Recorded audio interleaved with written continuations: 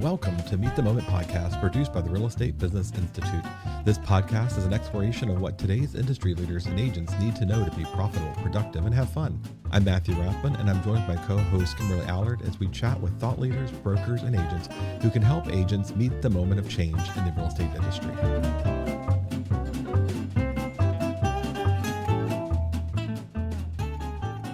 Hey everybody, this is Matthew Rathman. I am joined as always my friend Kimberly Allard. Kimberly, how are you? I'm great. Happy to be here today. Thank you very much.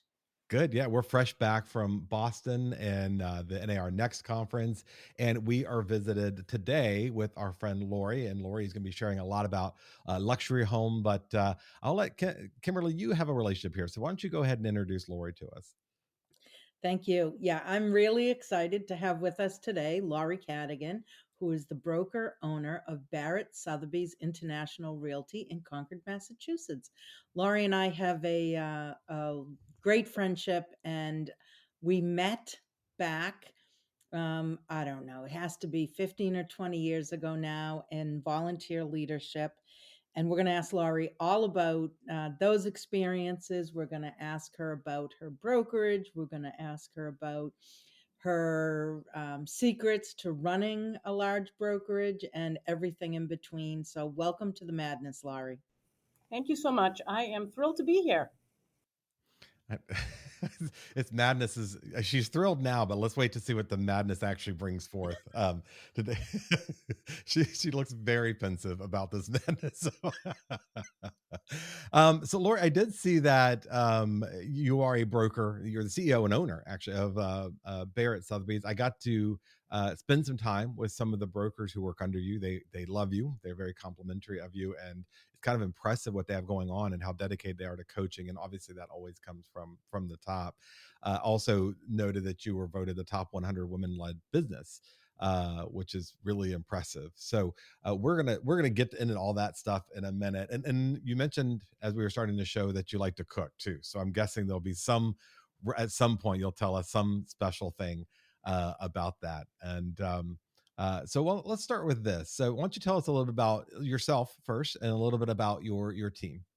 This is one of my favorite stories, by the way. Can you please start from the beginning? Where you grew up and No. No, come on. It's a great story. Originally from the city of Somerville. I try really hard to eliminate some of those accents when I'm on podcasts, but you're going to get my true Boston flavor. I was a city kid and I went into high tech for 10 years and decided I just couldn't take it. I wasn't passionate about it. I was a theater major in college. And I decided I was going to do some pretty housework. I thought the business was about pretty houses. I did a little decorating and I get into the business and realized that the marketing and theater and sales, it was all about me. So I was with DeWolf New England, which was an incredible company. Mr. DeWolf is probably my number one mentor in life. Got into it for a couple of years, and my husband was kind of shaking a baby, saying, "Oh, so did you sell anything today?" And I realized that having small children in this business was very difficult. So Mr. DeWolf offered me a beautiful opportunity to step into mortgage origination. I told him I couldn't even balance my checkbook and really question whether I should be involved in other people's money. It was another service business, right? My agents, one day I was the agent beside them on the desk, and the next day I was their loan officer, and they gave me a lot of business because I just work hard. And then from there, I went to management and a small company here in Concord and was at GM, and then Carlson Real Estate. I mean, I got a lot of friends in the business. Eventually went through Coldwell Banker and ended up at Barrett and Company. Joined my 30-year competitor, and they kind of treated me like the princess because I had been in the business a long time. They recruited a lot of people in this market. And one day Jane said to me, I'd like to talk about your future. And I said to her, well, I'd actually like to franchise an office from you. And she said, I can't let you franchise an office because that's going to take a couple of years, and I'd like to sell you the whole company. At which point I fell right off my chair onto her kitchen floor. And in the next couple of years, we figured out how I could buy the company. So we were Barrett and Company for since 2007 under my leadership. And in 2012, I realized I was getting gobbled up by people at the kitchen table that were talking about international and networks. And Sotheby's was really the only brand I would even consider. They knocked on my door, and it has been an amazing game changer for my agents, for me, for the market. They're a wonderful, wonderful partner. And here I am. Started with 30 agents with her, and we've got 137. Started with 2.5 offices, and we're at 7 offices. Dragged my son and my husband into the business recently so that I could get some help because I was drowning a little bit. And here we are. So you did mention the accent thing and let loose here because we deal with Kelly all the time who likes to put extra R's and things. Like forever, I thought your last name was Cardigan, not Cadigan. And so, does she come from the sweater industry? Like I don't know. Yeah, so 137 agents, 7 locations. That's a lot to keep track of. And being Sotheby's, I assume luxury is a big focus for your brand. So when you say luxury, because a lot of people want to talk about luxury, our region is an affluent region, right? Concord, Lexington.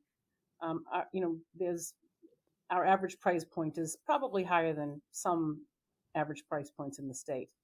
However, when we talk about luxury in the company, and Sotheby's talks about luxury, it's really about service. It's not about the price point because we continue to sell $250,000 condos or $5 million, beautiful homes. So it's really about the service more than it is about the price point. So you're saying you're not one of the reality TV luxury agents? I would love to be on reality TV, but I have to tell you, it'd probably be a cooking show. It wouldn't be in my high heels showing property. I, or one of those, wives of wherever.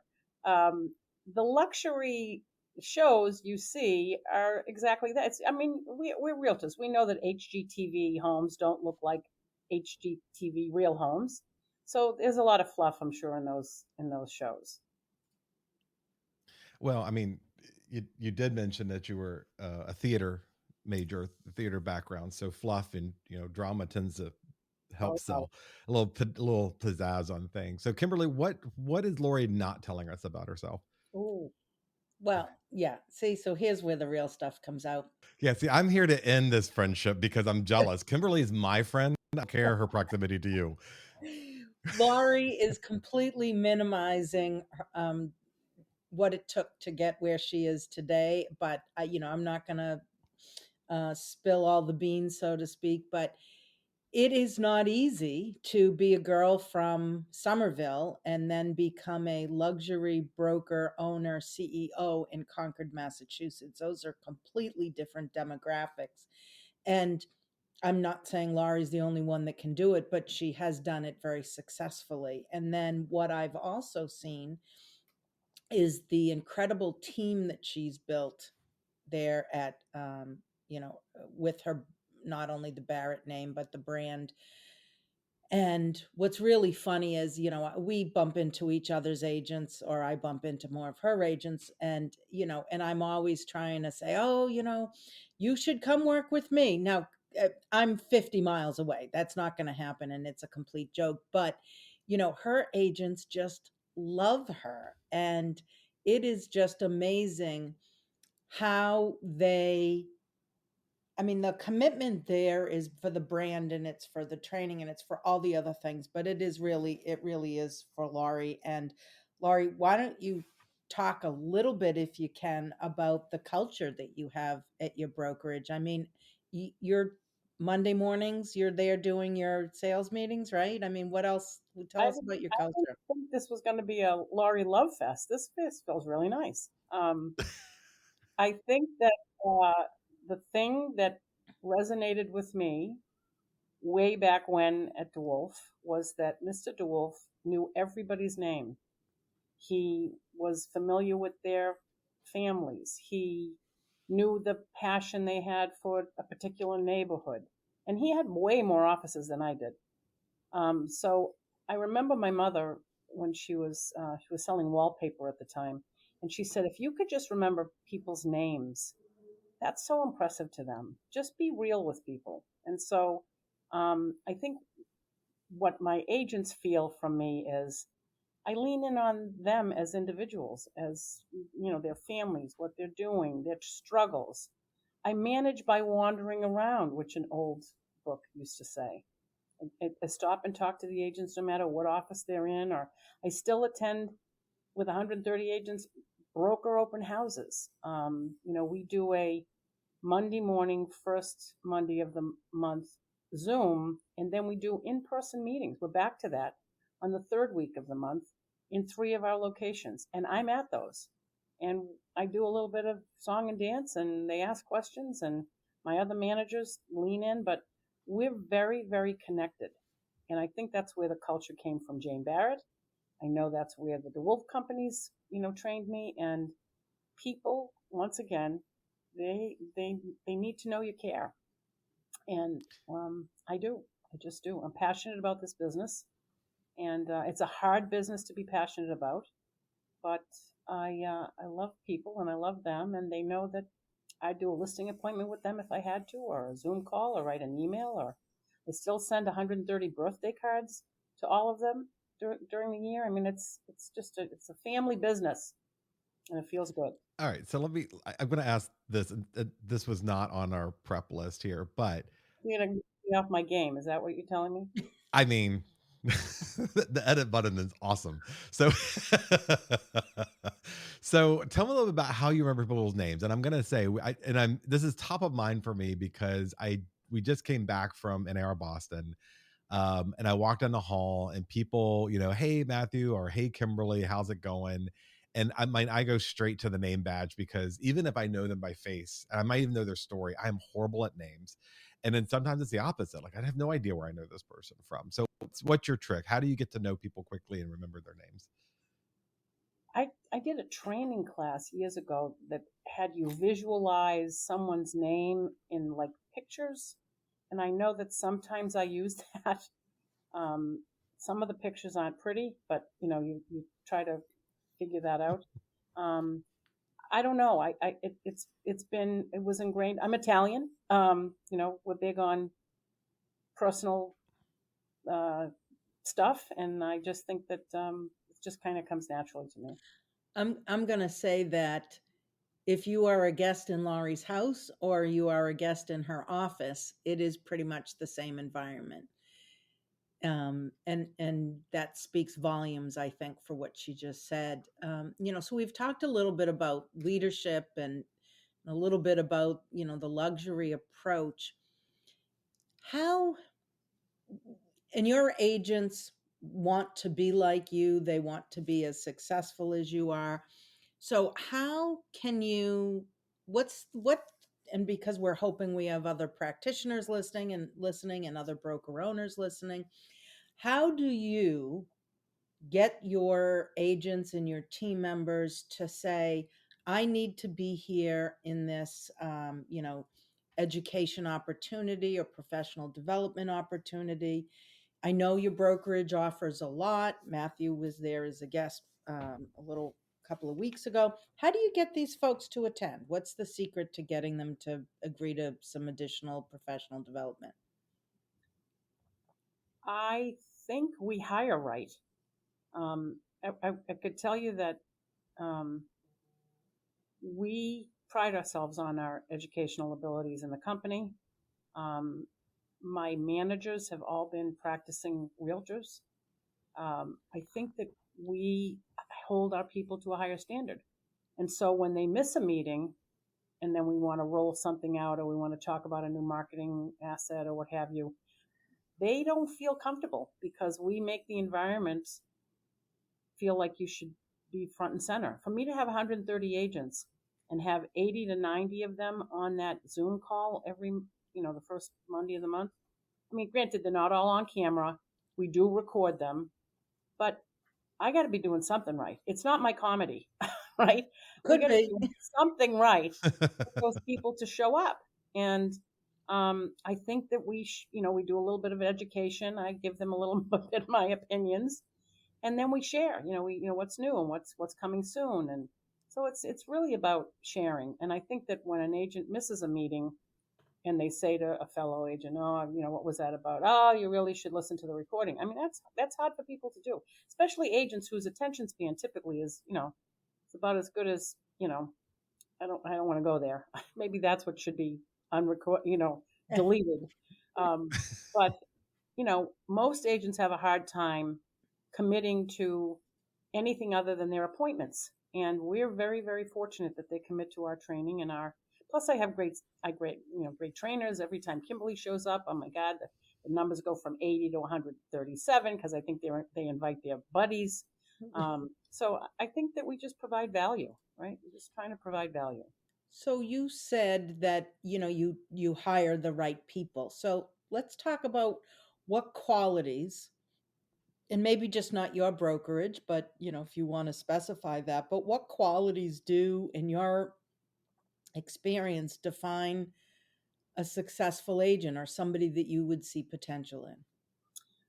We hire to a set of core values in our company, collaboration being one of them. I can remember being at other companies where agents held their listings very close to their chest and no one was sharing. And that was not the culture that we were trying to foster. And that's not the culture that Jane fostered. We rely a lot on our agents to let us know good agents in the market. You've done a transaction with someone, you know exactly what that agent's all about. I mean, the good, the bad, the ugly, it all comes out in all of these transactions. So we rely on them to kind of give us recommendations. But I need to see the passion in the business. And because if you don't have passion for people and service in real estate, you know what the numbers say. The first 5 years, we lose 80% of the new agents. So they really have to kind of be passionate about it. And this business is not for everyone. It's hard. And we make it look easy, throw the sign in the front lawn and add a Matterport. That's not what it's about. It's about walking people through typically the most difficult transactions in their lives, whether it's a new home for a new baby, or whether it's a divorce, or it's an estate sale, or I'm moving to San Francisco and I don't really want to. You got to hold a lot of hands in a very, very emotional way. And that's really hard sometimes. And that's what you're looking for when you're sitting with people talking about whether it's going to be a good match or not. And then that type of culture matches with what you're offering. And then that's how you're getting, almost 100 people a couple times a month at your sessions. Right. And then that eliminates further problems down the road when it comes into, industry issues. So since we're now seems to be on industry issues and problems, and you've got a whole full room of folks, what are some of the issues that you see our industry maybe being shaped by over the next decade or so? I think that our new and experienced agents need to lean in more on technology, and I see a continued resistance to that. I think that what's shaping the industry going forward is not data driven, but resource driven. I mean, they don't need you for the data anymore, but they need you for the floor refinisher, or, where the best school system is for my daughter who's an ice skater. Those resources will never change. Even people who live in the community don't get the response from our painter that we do when the bathroom has to be done because we're going on the market on Monday. So I think it's all about resources and the value that you bring to the transaction. And it's not about you pushing listings to them anymore. They've got all that. So I think that that's what's shaping our going forward, shaping our industry. And I think that for some of our agents, that's really hard. I mean, we're trying to get them to use a little more AI. That's hard for people. My position is, why start with a blank page, right? And those days are gone. But Yeah. The technology piece is still, there's still people reluctant. We're a DocuSign company. I know that there are a couple of managers that are still doing some DocuSign for our agents because they don't know how to get the stuff in the room. So we'll see. We'll see how things shake out. It's a couple of things that you've said here just resonated with me. I mean, some and some didn't. You mentioned getting their name by visualizing the letters, and I'm like, you mean like a hostage letter where I clip the letters out of a magazine? Because sometimes I see agents, and that's not what I think of. Is there going to be one sending the ransom note? No. Kidding aside, the attention span issue. We have what, a 7 to 12 second attention span, and we want that information quickly. I'm going to tie this to what you said about the data that we have out there. There is so much data, and with AI, and I'm a huge AI fan. Kimberly and I kind of nerd out about all the gadgets and all the things all the time. It's going to create even more data, and I feel like that the humanization process. When agents see that AI stuff and they're like, "Well, I'm more of a people person." Well, the people are using the technology. So if you are truly a people person, you meet them where they are, and then become a guide there, because as you said, there's a lack of data control here, and everybody has an opinion and pontification and posting things, but they need the humanity we have to tell them this is what matters and this doesn't. You're getting a lot of junk content. This is the stuff that's important, in addition to the services you mentioned that can't be, or so for now, can't be duplicated. um, Finding the painter who's actually responsive and does a good job for a good price, and listening to their story about where they're moving from, are all important parts. So, I feel like you hit on the head when you said that technology is something that we have to pay attention to in the future. I feel like we've been saying that for a couple decades now, and some agents are getting it and some aren't. Um, so yeah, I really do like having this discussion about leadership in technology and brokerages and adoption, because you have to have the culture you're talking about first, right? You send me the birthday card, I know you care. And now when you tell me, because I care, not just by showing you I love you by sending you a birthday card every year, but I'm going to apply that same application to, this is how you continue to sustain your business, is by adopting the right tools and resources. I think those are all important things that sometimes we leave on the table as leaders, and we go from one or the other, right? Well, I do handwritten notes. I'm not much of a techie. Ugh. How many of the agents have you heard? I say I'm not much of a techie, and you look at their contracts and go, you're not very contracty either, but you don't walk around saying it. Yeah. I think when you're looking at AI lately, I think they're limited to thinking or understanding what AI can do. I want to do social media posts, and I need someone to, I want to brainstorm with marketing on what they should be about. Get onto ChatGPT and say, what are the 5 things that buyers this week are, they'll give you the schedule for posts, right? Yeah. You're writing a thank you note and you're just out of gas. Just put a couple words in ChatGPT. They'll give you the thank you note, and then you can handwrite it if you'd like. There are lovely services now that handwrite that stuff for you, right? So Yeah. it's, shame on you if you're not using some of the technology and the resources that are available, because the business is moving way too fast, and we have agents that just need to keep up or get out.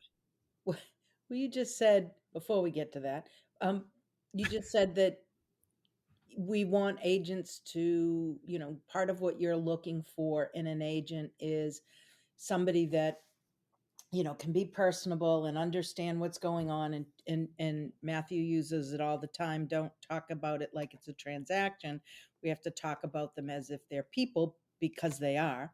So we talk about the people, but you're actually taking it a step further, and you're saying, if I want my agents to behave that way, then I've got to treat my agents not like transactions, but like people. And it's very interesting that you just connected the dots. You treat your agents the way you want your agents to treat each other and the clients. And there's no tool out there, whether it's AI or whether it's a automated valuation model or anything, that's going to take the place of a person. That's right. And the fact that you tie that all the way back to your agents is, what a great tip for all of us. Right. I will never forget during the pandemic, and we all love to rely on those historic moments of the pandemic. But my fellow brokers were trying to get their agents to get on Zoom, and it was really hard, and they're not showing up, and we want them to still be relevant, and we were deemed essential. I did a cooking class in my little cottage in Cape Cod one evening. I had 100 agents on this. All of a sudden, they found out how to use Zoom to attend my cooking class, right? That December, we sent them ingredients other than the alcohol for craft cocktails. We had a bartender from Boston, thanks to my amazing daughter-in-law who knows all those people. He created 2 cocktails on Zoom. So we forced them to use Zoom, not because of the business, not because of our meetings, but because we created a collaborative experience. And I still laugh about that day, because I had my husband, the camera was up on the refrigerator, and I didn't look like Giada. Let me put it that way. So it wasn't pretty. Matthew, we should do that on one of our podcasts. Well, Laurie, you mentioned earlier, showing property in high heels. And I just imagine you're in your kitchen in high heels cooking during COVID and just, putting on, was. yeah, was. everything is picture perfect and ready to go. So you've mentioned cooking a couple of times, so it's clearly a passion. What's your favorite thing to cook? I cook a lot of Italian. I'm Italian. We cook a lot of Italian. I'm not a baker, but Kimberly's been the subject of many of my test menus. I love to cook things that people love to gather around and eat. Whether it's a chicken fettuccine or it's whatever. I just love to cook. It's very therapeutic. Tell Matthew about some of your trips for cooking. Oh, my daughter took me to Italy for a week. It was actually her 30th birthday. I think I paid for it because it was her birthday. And, But she took you. Yeah. She's 30. I feel like this is when my 5-year-old, I take them Christmas shopping for their mom, but really it's my money and I'm telling them what to get. She knew someone who knew Bobby Flay, and Okay. he had friends in Tuscany that did cooking classes out of their beautifully renovated garage. So for 5 days, we did sort of, relaxation in the morning, and then we met up with them for lunch. They took us to someplace very curated for lunch, and then we shopped for the ingredients that we used that evening for the cooking class. It was magical. It was a magical week. See, I like cooking over baking too. Baking is you have to go exactly in order, and if you do anything off, it just doesn't come out right. Whereas cooking, you can just go, I'm feeling more garlicky tonight, and just throw it in there, which is a lot of how I coach too. Is I'm just feeling like a little garlicky today. By the way, I just wanted you all to know I went to the dentist and got a teeth cleaning before our episode today, so I know we're right in each other's face. I just want you to know that I did that extra effort just for our podcast. They look great. Yeah. Thank you. For you. Listen, before we go down the road of cooking, which I have nothing to offer on, so I'm going to redirect us all. Let's talk about leadership, the trade association. We would be remiss if we didn't bring in the Realtor Association to this. Laurie, you've had tremendous success, and it's no doubt a result of your hard work and your ability to really just connect with people and know when you don't. If you had something to say to one of our listeners out there, whether they were an agent or a broker trying to develop their business model, what would you say to them about the Realtor Association and your experience? I was frankly dragged into understanding more about our association when I was a fairly new broker. I had a really great mentor, Deb Heffernan, who was very involved in the association, and asked me to be step onto a committee. And Kimberly, that's how you and I met. I have to tell you that I need the safeguard. I need someone watching out for my business, watching out for the profession, watching out for the politics. I'm too busy, and I can't worry about all of it. Don't get me wrong. The Sotheby's brand is under the Anywhere umbrella. They do a great job at assisting us. But when it comes to understanding the pitfalls and the areas and the issues and the training and all that. Um, that's what the association has meant to me. I've been very fortunate to be in leadership roles through the association, but I am nothing in comparison to some of the people that are involved in the association that have given years and years to understanding where the profession's going and how to safeguard our members, and frankly, how to protect the public. So I'm very passionate about the Realtor Association, and it's tough to do it's that this year. I understand that people are yeah, questioning, and people question value all the time. So yeah. we need to bring the value back to the understanding of our members and make sure that we stay relevant. One of the things that, as we talk about this, because I certainly have things that I think I wish the institution would do differently. Overall, the scorecard is heavily in their favor. For over 116 years or so, they have brought us this far, and there's no institution that is perfect. There's some failing, and in agents, people in general, I think sometimes like to focus on the failing that resonates with them instead of all the successes. The advocacy is not just for us in our business; it's for the consumer, and no one else was advocating for a lot of these things. We've held the insurance issues at bay, and yes, they're astronomically high, and are getting more so. But we, mortgage interest deduction, all these things benefited the consumer as well as a member. Um, and as a leader in all of our groups, I think I can say that the brokers in my area, especially the companies that we least worry about as far as professionalism and education, are also that happens to be the same brokers involved in the association. I do think that getting as a leader, getting for all the reasons just you mentioned, ourselves and our agents involved are important. And if there are things that you don't like about it, this is how we correct them, by being involved and being the bigger voice instead of letting others, dictate the direction of things. I think that's important. Um, so you and Kimberly have shared some leadership roles. I need more dirt on Kimberly now Oh because my I. goodness, you need another couple of hours. Okay. You need a few more hours, bud.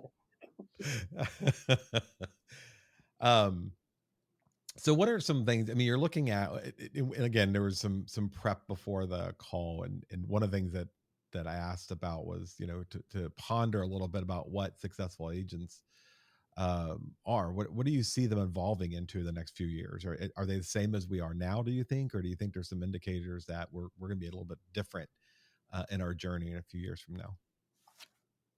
When I first got into the business, the the more successful agents were the people who could run faster than anyone else. Like they could open more doors, they could send more postcards, they could, it was all about the work.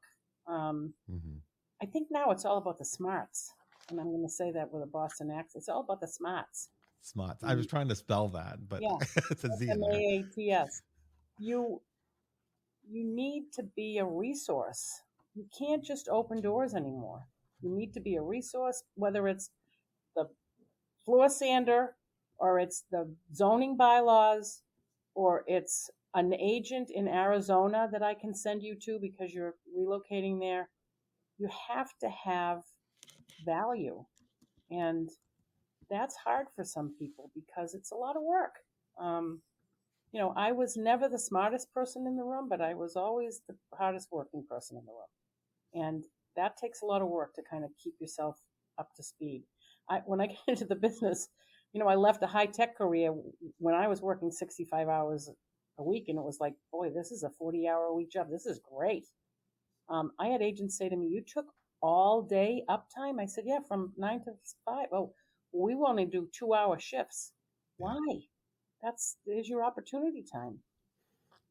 The agents that were in the business years ago, they were playing tennis 4 times a week, and there's a balance now because we have teams. God, if I had a team, I would have been, a rock star. You need to lean into the business. So it's hard work, and you need to be a resource and have the answers for clients. And if you don't have them, figure out where to get them. But it's not a part-time business anymore. And I feel like you may have some of your podcasters listening because they're part-time people. It's a very difficult profession to do part-time. Yeah. Well, it's hard to fit in, the four tennis matches. Now it's mini tennis, which I think is called pickleball. Hey, hey, hey, hey, hey. Let's not talk about that. And I've played. I enjoyed it. I'm just not getting into golf. By the way, I've decided to name this episode. It's all about the Smaaats, but it's SCHMARTZ, Schmatz. So that's the title of this. We'll see if people can figure it out. No, I think I agree with you that it is more about the smarts. It is more about the what brain work you're putting into it, and a combination of course effort. I mean that's always been a constant in every career. For success it requires effort. But 22 years ago when I got started, what the broker wanted me to do and what I did to get successful would never work today. And I do feel like a lot of brokers keep trying to tell agents to do the things that get back to your basics, which is another way of saying get back to what worked for me 20 years ago. It doesn't work at all now. So what are you coaching your agents to do now that obviously continues that to require their work ethic, but is smarter than maybe we did 10 years ago, 20 years ago?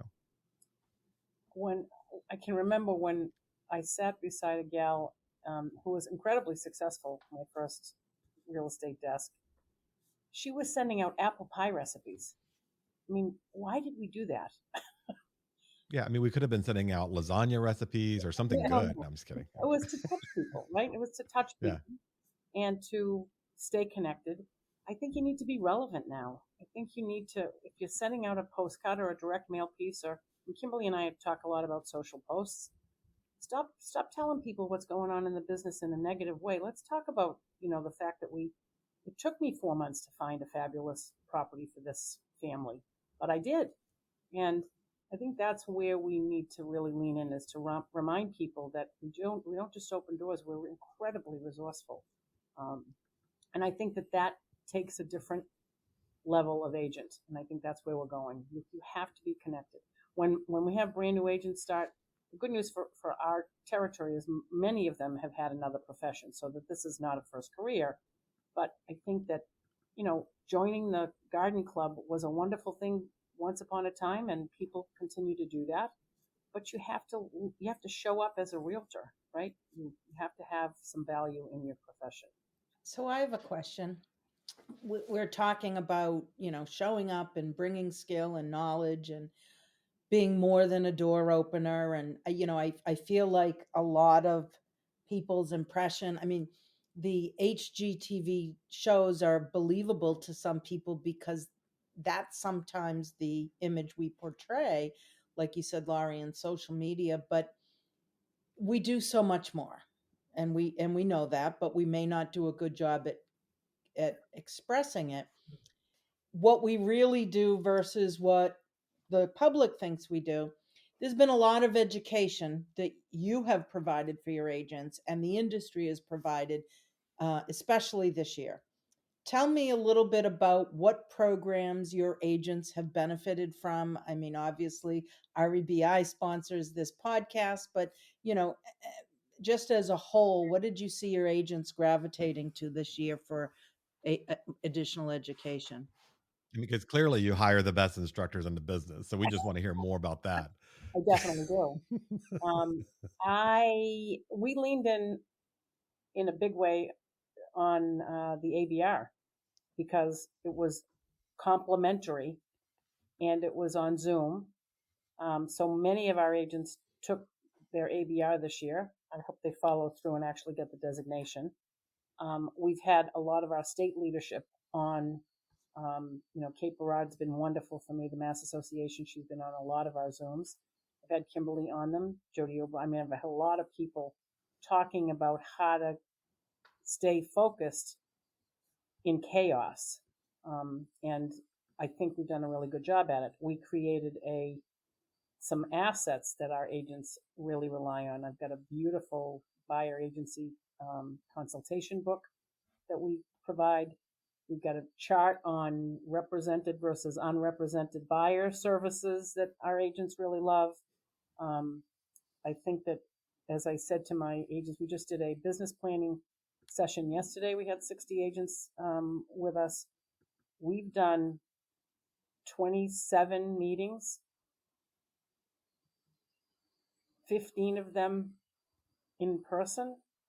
on just these topics that we're going through in the industry. So, but we have been trying really hard to get their sales skills up as well, because um, negotiations are really, really critical these days. And unfortunately, negotiations are more about listening than they are speaking, and some of our agents forget that.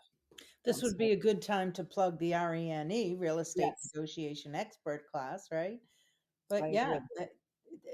and I get frustrated a lot, and I'm sure everybody listening does as well. But if we are not proficient in one of these topics, it's not because there isn't a course out there to help us. It's likely because we've just chosen not to take it. Show up. Yeah, show up. Exactly. And I know that can be frustrating for broker owners and it's frustrating for everybody, but we do want our listeners to know, and Laurie's group is proof that you show up, you take the classes, you improve your skills, and you will do better, if not well. And the fact that you've got so many people turning out to take advantage, showing up to take advantage of all that is being offered, not only by you, your brand, but also by the Realtor Association. I mean, that's impressive. It takes a lot. It's not an easy business anymore. It never was, but it's more difficult now because you do need to keep up, right? You do. I listened to a couple things that we're talking about here.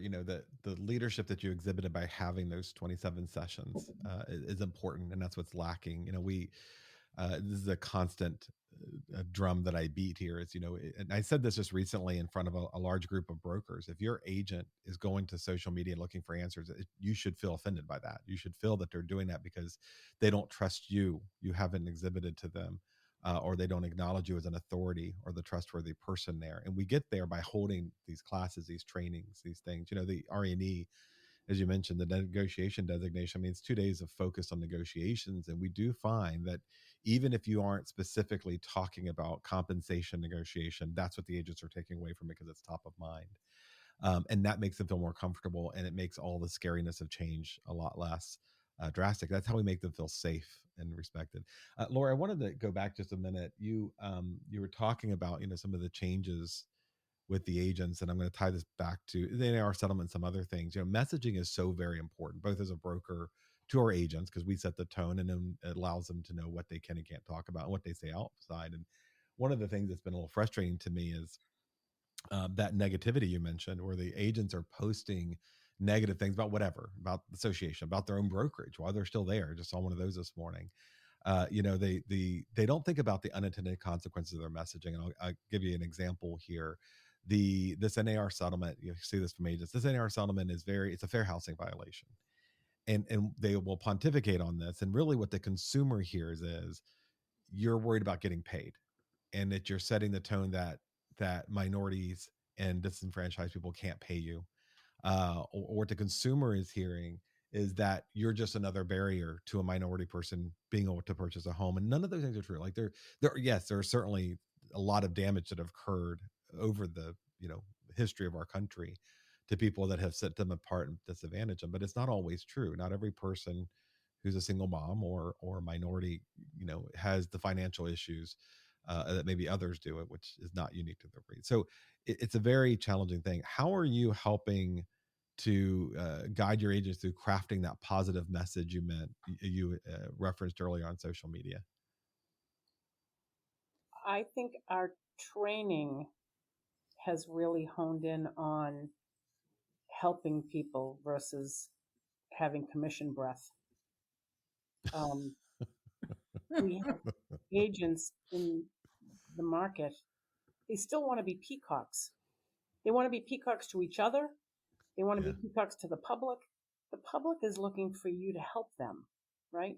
So I think when we talk about luxury service, we talk about knowing your stuff, being educated, being staying up on the elements that are critical to the market. I was very, very involved in Washington last year when we were fighting the Veterans Administration to make sure that change some of the things related to VA loans. And one of my managers is a vet, and she's been very, very vocal about being able to help that segment of the market. And I think that once again, we're going to find a way to compensate us, because we're not doing this for the love of the business without getting compensation.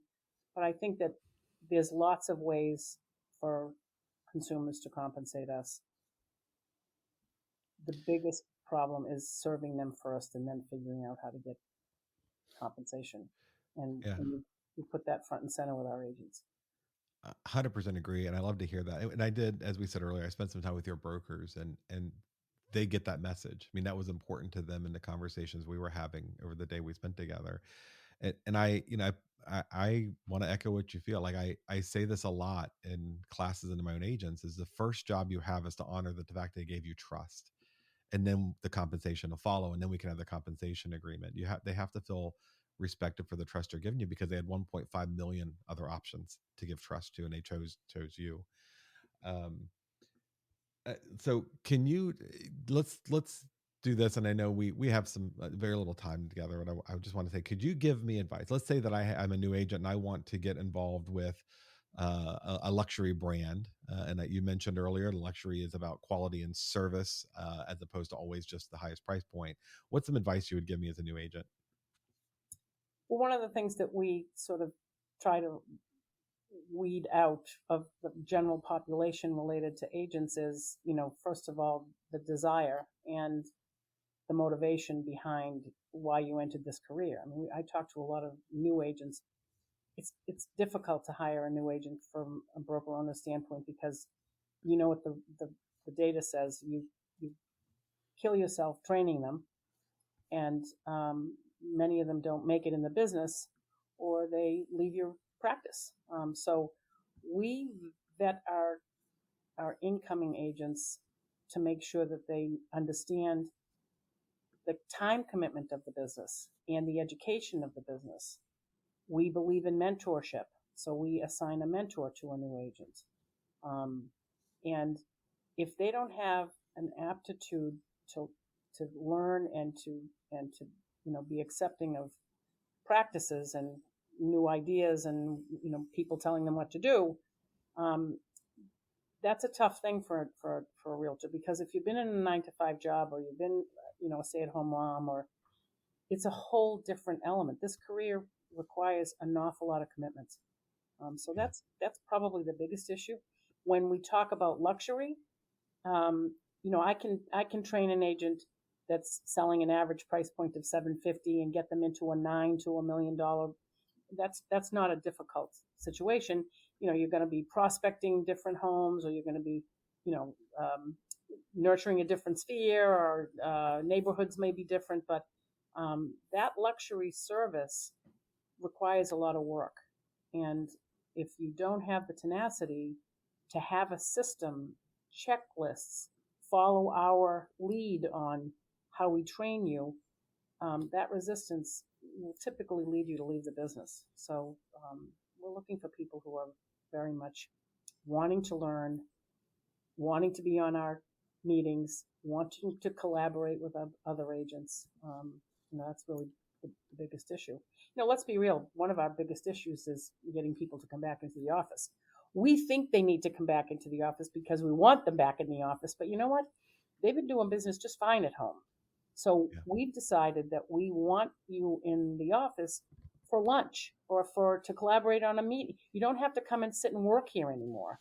In fact, most of our agents are not working in the office anymore. They're working at home. And when they come into the office, they're just trying to connect. So that collaborative element of our company is a very strong culture.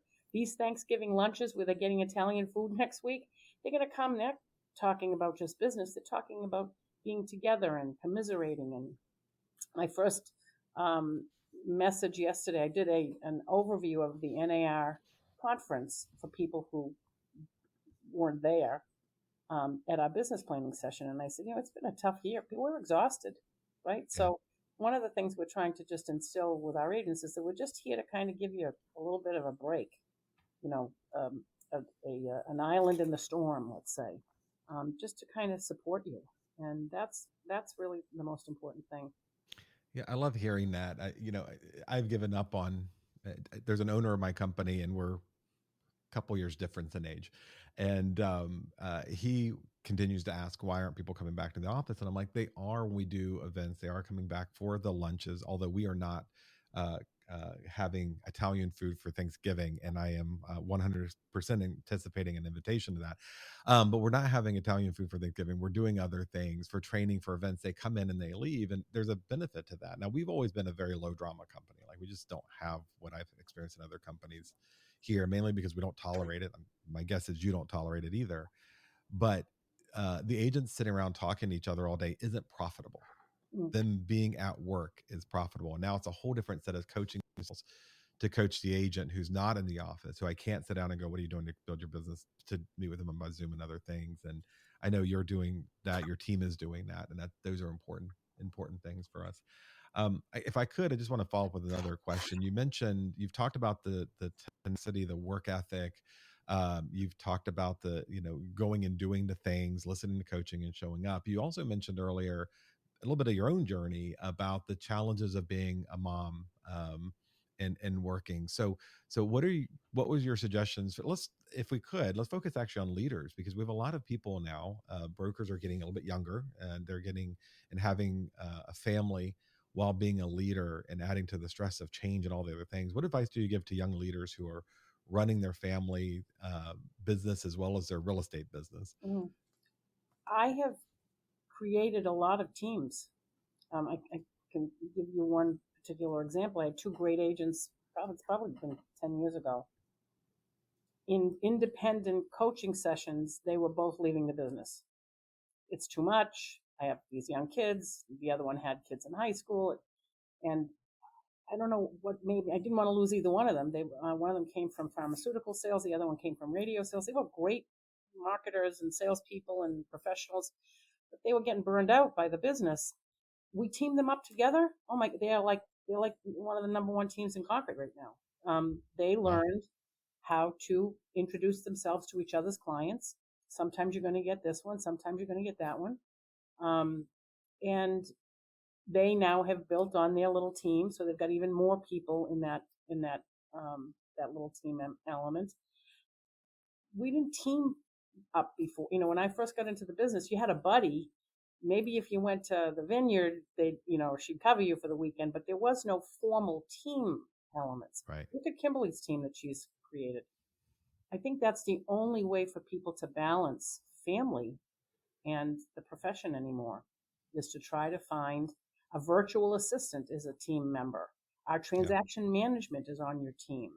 Our accounting system and the back office, the Moxie system that we created, all of those tools and other people are really the only way for you to balance this profession, whether you've got a young child, or you've got kids in college, or you're a single parent.